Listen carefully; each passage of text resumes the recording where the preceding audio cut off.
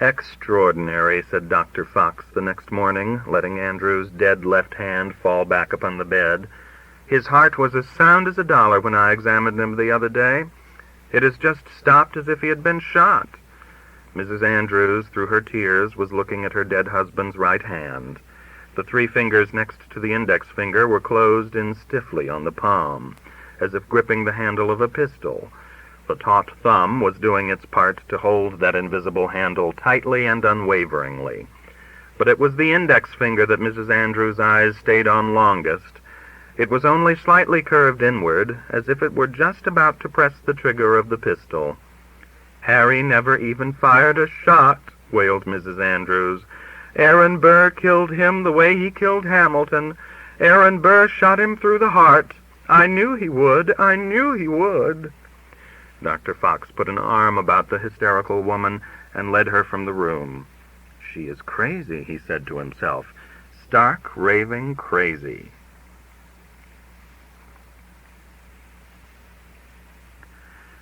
The Vengeance of 390-2090. I believe it was the late Hart Crane who once said at a meeting of literary persons, "We are all trapped." A few of the more neurotic lady authors made for the door under the impression that the place was on fire, but most of the male writers stood their ground and nodded their heads in rueful agreement.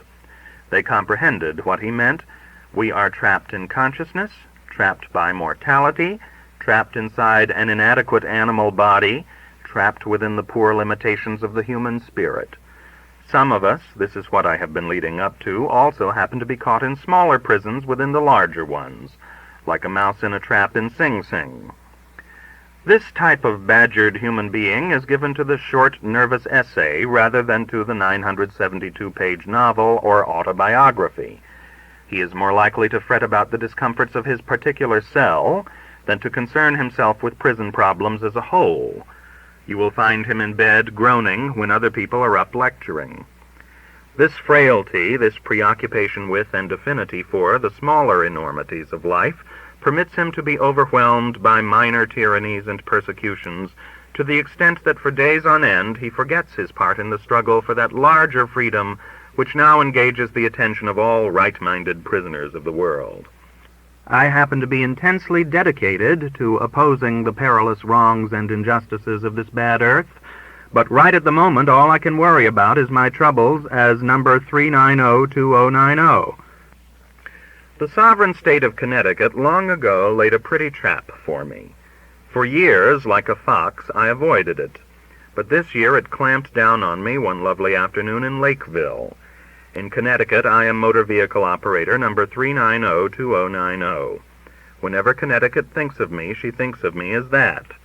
Our relations, until recently, have been friendly but statistical. I don't suppose now that I shall go back to her, although we may have lunch together once in a while in one of those lovely old inns. I'll say this for her, she has lovely old inns. But to get back to the trouble that came between us. Each year, before midnight on the last day of February, I must send in my application for renewal of my passenger vehicle registration. I can say in all honesty that I have never kept her waiting. She has always got my $7 long before it was due. Every time that I sent it in, however, it was my natural tendency and great desire to enclose in the same envelope my application for renewal of my driver's license, together with the $3 demanded for that. But no, I am not allowed to. I am not allowed to send that in before March 20th, as arbitrary and unmemorable a date as August 17th or February 11th. I do not know how Connecticut excuses this fiscal dowdiness. All I know is that I look upon it as a trap. I have built up a rude mental picture of a fat gentleman with thinning hair and octagonal glasses, whom no motorist has ever heard of or ever seen, a Goebbels of red tape, a Goering for discipline. He sits up in Hartford, and at the beginning of every year says to his secretary, "We will trap old 390-2090 this time, my girl." He'll get his plates and his passenger registration, and then he'll go through our compulsory semi-annual inspection of his vehicle and get several more pieces of paper, one to paste on his windshield, and by the time March 20th comes around, he'll think he has all the documents necessary to drive a car. He'll forget to send in that little yellow slip for renewal of his driver's license. After all, it's only 4 1/4 by 2 1/2 inches in size, and 3902090 has been known to mislay a card table. Once he sent in his application for driver's license too early, and we shot it right back at him. Thought we had him that year, thought he'd forget to send it in again, kind of subconsciously thinking he'd already done it, see? But he fooled us. He'll forget it this time, though. Got a lot of worries, I hear, and he won't see the warnings in the newspapers because his eyes have gone back on him, and he can't read anything except children's books with large colored type. Oh, we'll get him, my girl. I've always wanted to slap one on old 3902090. He thinks he's so smart. Hasn't been caught in 10 years, but we'll get him. They got me. There isn't any use going into the argument with the state policeman who sprang the trap on me. You know it by heart. He was, my wife said, a very handsome fellow. All I know is that he was big and inflexible and wore a pretty uniform. I am against state policemen wearing uniforms, especially good-looking state policemen wearing good-looking uniforms. It gives them a sense of well-groomed power. It brings that jaunty "I could jail you for life for this, buddy" tone into their voice. I want to see them all in 3-button sack suits with soiled gray felt hats. A man with so much authority should start out after his prey under the handicap of looking a little funny, a little unimportant. It would lend him the great and rare blessing of humility. If I could think of even one plainclothesman who was humble, I would feel more confident about this. All these ideas, of course, I thought up later. The state trooper gave me the works, and I just snarled a little. He pointed out that my 1938 driver's license had expired 2 days before. He said he imagined several other troopers would hold me up before I got home, and each give me a summons, all of them for different courts. I drove off with my summons, and I began to dream of a little home in Vermont. It was plain that Connecticut didn't love me, or she wouldn't want to prosecute me in every court from Waterbury to Lakeville for my poor little first offense, into which, as you now know, I was trapped. When I went to bed that night, he was just trying to scare me about those other cops, I said some telling things to him. I said, "I have a license to drive this car, which I got by passing a rigorous test." It wasn't really rigorous.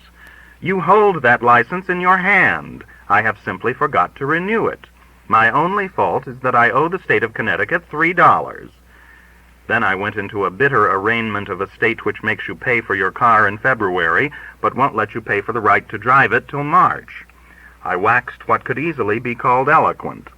I think it was at this moment that I coined the expression fiscal dowdiness. I am rather glad now that I didn't think of it and use it when I was actually talking to the trooper. I might be in the Lakeville jail, or I might have a broken jaw. I am by no means going to let the whole thing drop. I have thought up a nice little scheme for revenge. The day after I was held up, I drove over to Hartford by side roads, disguised as an Ohioan, and got my 1939 driver's license. Attached to it, as always, is an application blank for next year's license. Mail this application on or after March 20th, 1940. I found, in examining the license very carefully, this remarkable message. You must notify this department if you have suffered any physical or mental infirmity during the past year, if it interferes with the operation of a motor vehicle. My plan is a simple but fiendish one. I'm going to write the man in Hartford a note, scrawled but legible. "Dear Sir," I shall say, "since I got my 1939 operator's license, I have gone nuts. I am as crazy as a monkey, and am letting you know like you asked. I am going to lay for you and run you down. There is no use in your trying to escape me. If you notify the police, I will run down your secretary. Every time you see a red light, drop $5,000 out of your car in a shoebox. The money must all be in $3 bills. I am going to sign it, quite simply, 3902090. I suppose they will catch up with me in the end, but it will be fun. It is fun already. I spend a great deal of time imagining the man in Hartford opening my note, turning pale, grabbing a chair for support, and saying to his secretary, Good God, girl, 390-2090 has got us. Now maybe I can give some of my energies to the struggle for that larger freedom which engages the attention of all right-minded prisoners of the world. The story of sailing. People who visit you in Bermuda are likely to notice, even before they notice the flowers of the island, the scores of sailing craft which fleck the harbors and the ocean round about. Furthermore, they are likely to ask you about the ships before they ask you about the flowers. And this, at least in my own case, is unfortunate, because although I know practically nothing about flowers, I know 10 times as much about flowers as I know about ships. Or at any rate, I did before I began to study up on the subject. Now I feel that I am pretty well qualified to hold my own in any average discussion of rigging. I began to brush up on the mysteries of sailing a boat after an unfortunate evening when a lady who sat next to me at dinner turned to me and said, "Do you reef in your gaff topsails when you are close-hauled, or do you let go the mizzen-top bowlines and cross-jack braces?" She took me for a sailor and not a landlubber, and of course I hadn't the slightest idea what she was talking about. One reason for this was that none of the principal words except reef, used in the sentence I have quoted, is pronounced the way it is spelled. Gaff topsails is pronounced gazzles.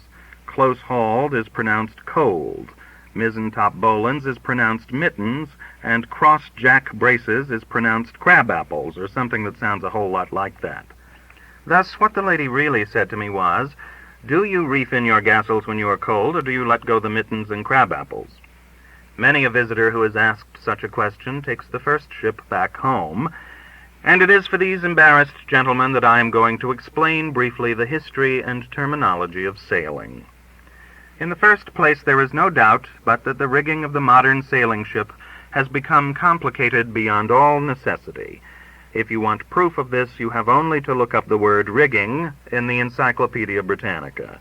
You will find a drawing of a full-rigged modern ship, and under it an explanation of its various spars, masts, sails, etc.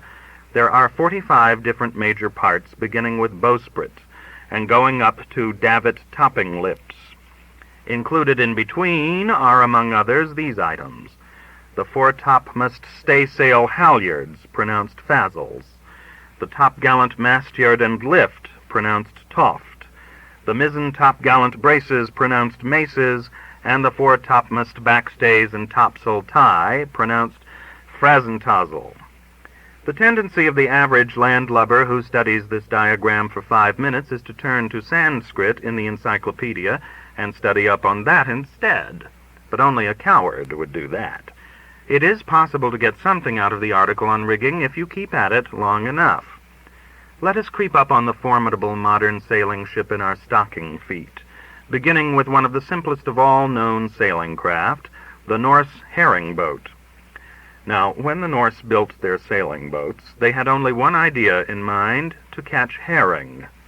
They were pretty busy men, always a trifle chilly, and they had neither the time nor the inclination to sit around on the cold decks of their ships trying to figure out all the different kinds of ropes, spars, and sails that might be hung on their masts. Each ship had, as a matter of fact, only one mast. Near the top of it was a cross piece of wood, and on that was hung one simple square sail, no more complicated than the awning of a cigar store. A rope was attached to each end of the cross piece, and the other ends of these ropes were held by the helmsman. By manipulating the ropes, he could make the ship go ahead, turn right, or turn left. It was practically impossible to make it turn around, to be sure, and that is the reason the Norsemen went straight on and discovered America, thus proving that it isn't really necessary to turn around. As the years went on and the younger generations of Norsemen became, like all younger generations, less hard-working and more restless than their forebears, they began to think less about catching herring and more about monkeying with the sails of their ships. One of these restless young Norsemen one day lengthened the mast of his ship, put up another cross piece about 6 feet above the first one, and hung another but smaller sail on this new cross piece, or spar, pronounced, strange as it may seem, spar. Thus was the main topsail born. After that, innovations in sails followed so fast that the herring boat became a veritable shambles of canvas. A Norseman named Leif the sailmaker added a second mast to his ship just in front of the first one, and thus the foremast came into being, and with it the fore-mainsail and the fore-topsail. A Turk named Skvar added a third mast and called it the mizzen. Not to be outdone, a Muscovite named Amir put up a third spar on each of his masts. Skvar put up a fourth, Amir replied with a fifth, Skvar came back with a sixth, and so it went, resulting in the top-gallant foresail, the top-top-gallant mizzen-sail, the top-top-top-gallant main-topsail, and the tip-top-top-gallant mainsail, pronounced twee-twee-twee-twa-twa.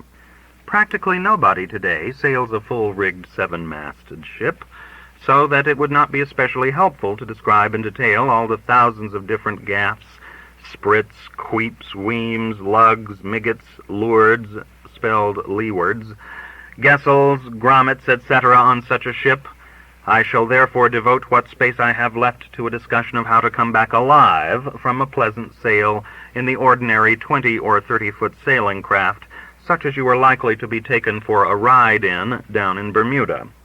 This type of so-called pleasure ship is not only given to riding on its side due to coming about without the helmsman's volition, spelled jibe and pronounced look out, here we go again, but it is made extremely perilous by what is known as the flying jib or boom. The boom is worse than the gaff, for some people can stand the gaff, hence the expression, he can stand the gaff. But nobody can stand the boom when it aims one at him from the floor. With the disappearance of the Norse herring fisherman and the advent of the modern pleasure craft sailor, the boom became longer and heavier and faster. Helmsmen will tell you that they keep swinging the boom across the deck of the ship in order to take advantage of the wind, but after weeks of observation, it is my opinion that they do it to take advantage of the passengers. The only way to avoid the boom and have any safety at all while sailing is to lie flat on your stomach in the bottom of the ship. This is very uncomfortable on account of the hard boards, and because you can't see a thing. But it is the one sure way I know of to go sailing and come back in the boat and not be washed up in the surf. I recommend the posture highly, but not as highly as I recommend the bicycle. My sailing adventures in Bermuda have made me appreciate for the first time the essential wonder of the simple, boomless bicycle. Here lies Miss Groby. Miss Groby taught me English composition 30 years ago. It wasn't what prose said that interested Miss Groby. It was the way prose said it. The shape of a sentence crucified on a blackboard, parsed, she called it, brought a light to her eye. She hunted for topic sentences and transitional sentences the way little girls hunt for white violets in springtime. What she loved most of all were figures of speech. You remember her? You must have had her too. Her influence will never die out of the land. A small schoolgirl asked me the other day if I could give her an example of metonymy. There are several kinds of metonymies, you may recall, but the one that will come to mind most easily, I think, is container for the thing contained.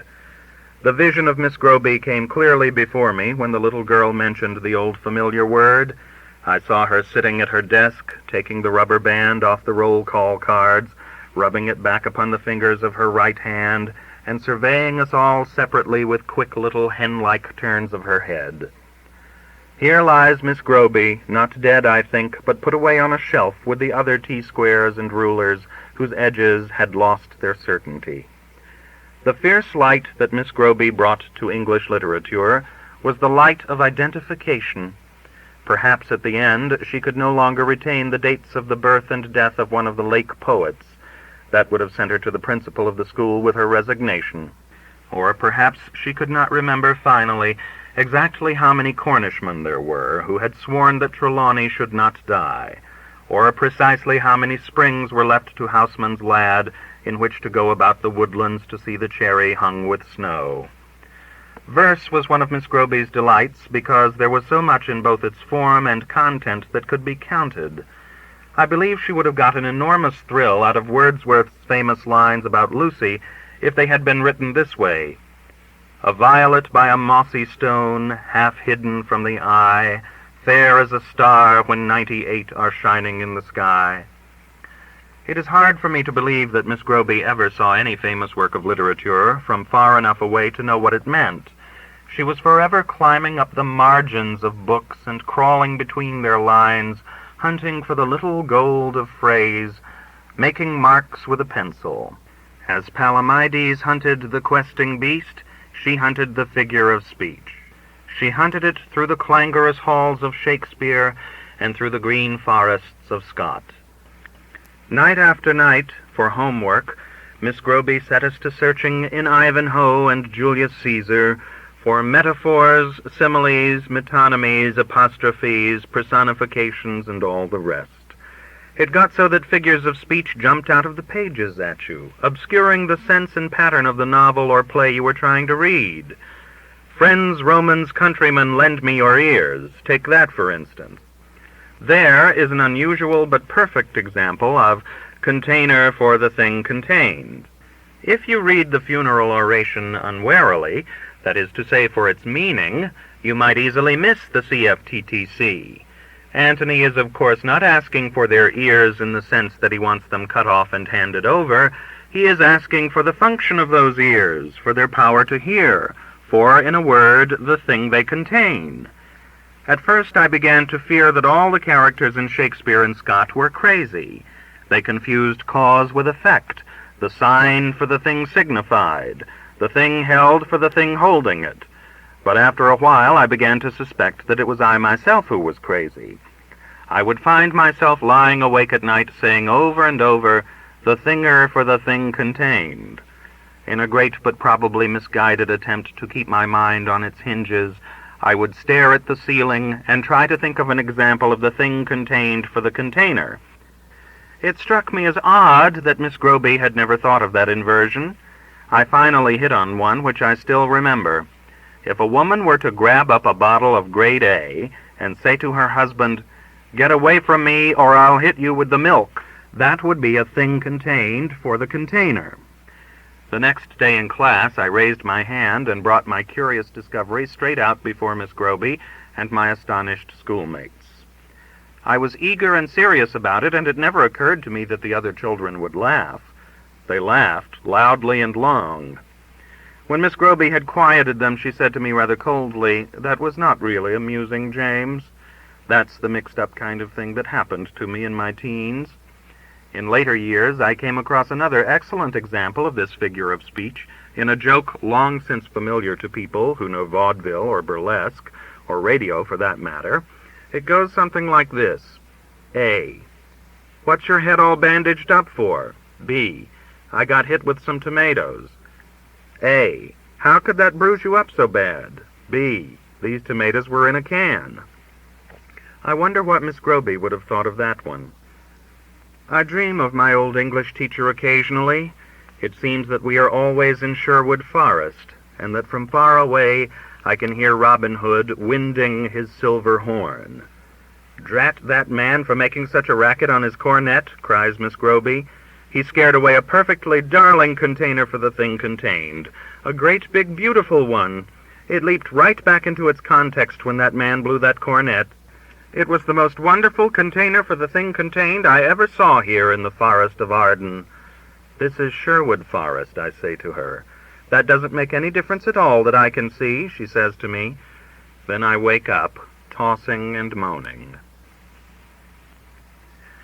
A sort of genius. On the morning of Saturday the 16th of September, 1922, a boy named Raymond Schneider and a girl named Pearl Balmer, walking down a lonely lane on the outskirts of New Brunswick, New Jersey, came upon something that made them rush to the nearest house in Easton Avenue, around the corner, shouting. In that house, an excited woman named Grace Edwards listened to them wide-eyed and then telephoned the police. The police came on the run and examined the young people's discovery, the bodies of a man and a woman. They had been shot to death, and the woman's throat was cut. Leaning against one of the man's shoes was his calling card, not as if it had fallen there, but as if it had been placed there. It bore the name Reverend Edward W. Hall. He had been the rector of the Protestant Episcopal Church of St. John the Evangelist in New Brunswick. The woman was identified as Mrs. Eleanor R. Mills, wife of the sexton of that church. Raymond Schneider and Pearl Balmer had stumbled upon what was to go down finally in the annals of our crime as perhaps the country's most remarkable mystery. Nobody was ever found guilty of the murders. Before the case was officially closed, 150 persons had had their day in court and on the front pages of the newspapers. The names of two must already have sprung to your mind, Mrs. Jane Gibson, called by the avid press the Pig Woman, and William Carpenter Stevens, once known to 100 million people simply as Willie. The Pig Woman died 11 years ago, but Willie Stevens is alive. He still lives in the house that he lived in 14 years ago with Mr. and Mrs. Hall at 23 Nickel Avenue, New Brunswick. It was from that house that the Reverend Mr. Hall walked at around 7:30 o'clock on the night of Thursday, the 14th of September, 1922, to his peculiar doom. With the activities in that house after Mr. Hall's departure, the state of New Jersey was to be vitally concerned. Number 23 Nickel Avenue was to share with DeRussey's Lane, in which the bodies were found, the morbid interest of a whole nation 4 years later, when the case was finally brought to trial. What actually happened in DeRussey's Lane on the night of September 14th? What actually happened at 23 Nickel Avenue the same night? For the researcher, it is a matter of an involved and voluminous court record, colorful and exciting in places, confused and repetitious in others. Two things, however, stand out as sharply now as they did on the day of their telling: the Pig Woman's story of the people she saw in DeRussey's Lane that night, and Willie Stevens' story of what went on in the house in Nickel Avenue. Willie's story, brought out in cross-examination by a prosecutor whose name you may have forgotten, it was Alexander Simpson, lacked all the gaudy melodrama of the Pig Woman's tale, but in it, and in the way he told it on the stand, was the real drama of the Hall-Mills trial. When the state failed miserably in its confident purpose of breaking Willie Stevens down, the verdict was already written on the wall. The rest of the trial was anticlimax.